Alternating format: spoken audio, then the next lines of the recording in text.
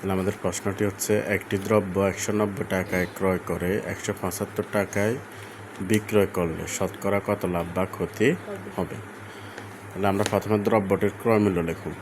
এখানে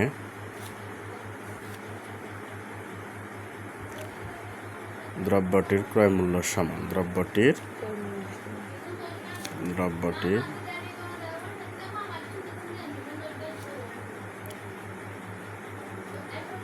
ক্রয় মূল্য সমান 190 টাকা। কত টাকা? এবং দ্রব্যটির বিক্রয় মূল্য সমান দ্রব্যটির বিক্রয় মূল্য সমান 175 টাকা। 175। তাহলে ক্রয় মূল্য অপেক্ষা বিক্রয় মূল্য কম। যদি ক্রয় মূল্য অপেক্ষা বিক্রয় মূল্য কম থাকে তাহলে সে জায়গায় লাভের জায়গায় ক্ষতি হয়। কি হয়? সুতরাং ক্ষতি সমান 190 বিয়োগ 175 টাকা। 190 বিয়োগ 175 টাকা।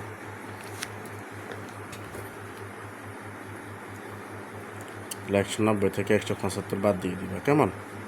10 থেকে 5 গেলে আর থাকে 5, 1 এখানে দিবা। 19 থেকে 18 দিলে আর থাকে 1, 15 টাকা। কত টাকা?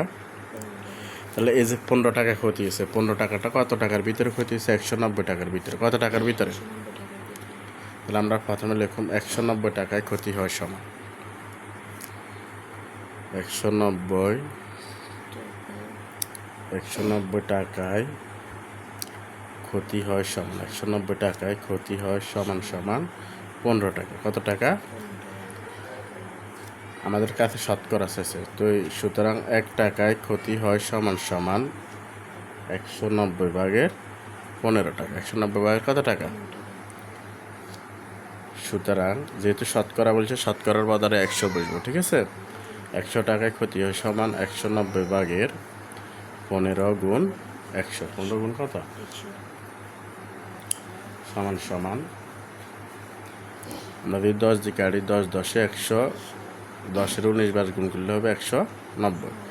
তাহলে এখানে যেহেতু বেজেট সংখ্যা উপরে 10, এখানে আছে 19, এখানে আছে 15, এখানে আছে 19, আর কাটাকাটি যেত না। 19 ভাগের 10 দিয়ে 15 গুণ করলে হবে 150 টাকা। তো এটা যদি আমরা সমস্ত নিয়ে যাই, 19 দিয়ে 150-কে ভাগ দিবা। প্রথমে 19-এর 7 বার গুণ দিবে। কতবার?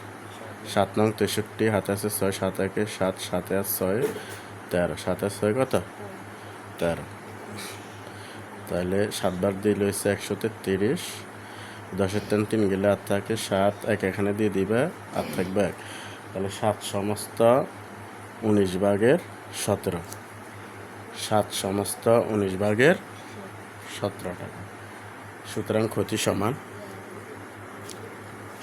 ক্ষতি সমান 7 সমস্ত 19 ভাগের 17%।